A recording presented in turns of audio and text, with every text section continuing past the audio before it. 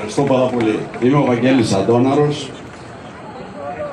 με διάφορες ιδιότητες, δημοσιογράφος τόσα χρόνια που δεν θέλω να θυμάμαι πόσα, πολιτικός μετά, πολλά, και τελευταία συγκεκριμένο πράγμα που έκανα, ήμουν ανώτατος σύμβουλος στην Ευρωπαϊκή Τράπεζα Επενδύσεων στο Λουξεμβούργο.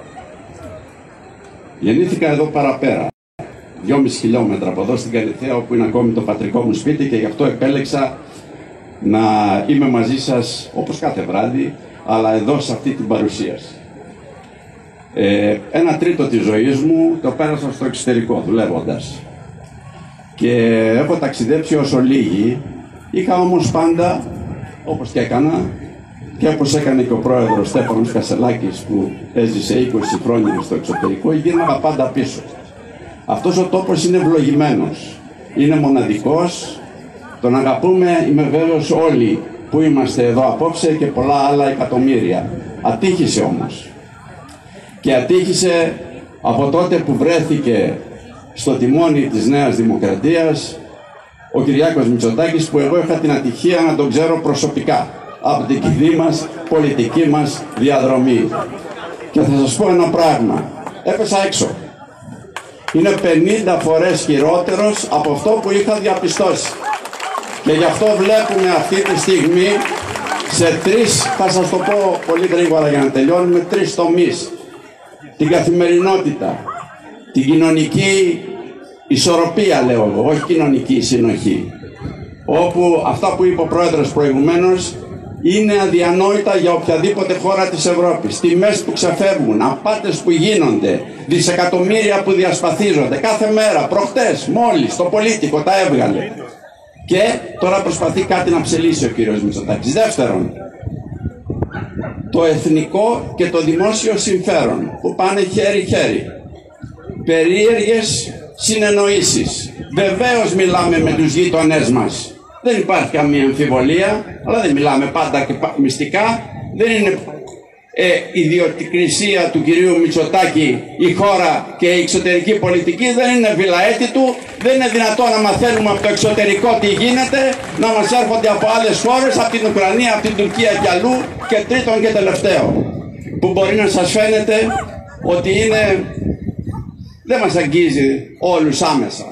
Δυστυχώς μας αγγίζει η συνεχής παραβίαση του κράτους δικαίου, η ισοπαίδωση όλων αυτών που χτίσαμε με πολλές κυβερνήσεις απόλυτα δημοκρατικές τα τελευταία 45 χρόνια.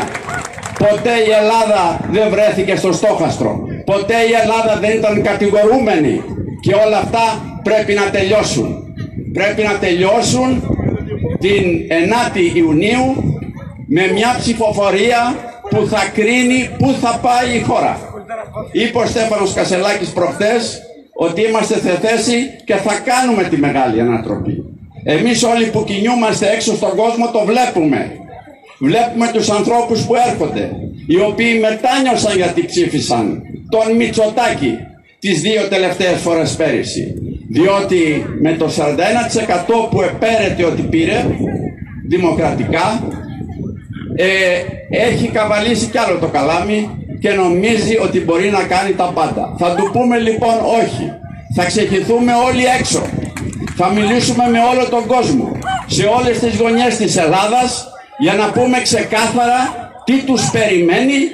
Δεν το λέω απειλητικά, αλλά πρέπει να εξηγήσουμε στον κόσμο, αν παρελπίδα δώσουν ξανά, που εγώ δεν το πιστεύω, πλειοψηφία στον Κυριάκο Μητσοτάκη. Τότε η βλάβη για τη χώρα, η βλάβη για την κοινωνία, η βλάβη για τους πολίτες, με συγχωρείτε που θα το πω, θα είναι ανίκαιστη, όπως λένε οι γιατροί. Και αυτό δεν πρέπει να συμβεί. Σας καλώ όλους λοιπόν να ψηφίσετε αυτή την Κυριακή αυτούς που εσείς θέλετε, αυτούς και αυτές, και να μην λείψει κανένας εκείνη την ωραία καλοκαιρινή μέρα της 9ης Ιουνίου, να πάτε να ψηφίσετε και μετά να πάτε να κάνετε μπάνιο ή να βγείτε έξω να φάτε με τους δικούς σας. Σας περιμένουμε όλες και όλους στις κάλπες. Σας ευχαριστώ πάρα πολύ.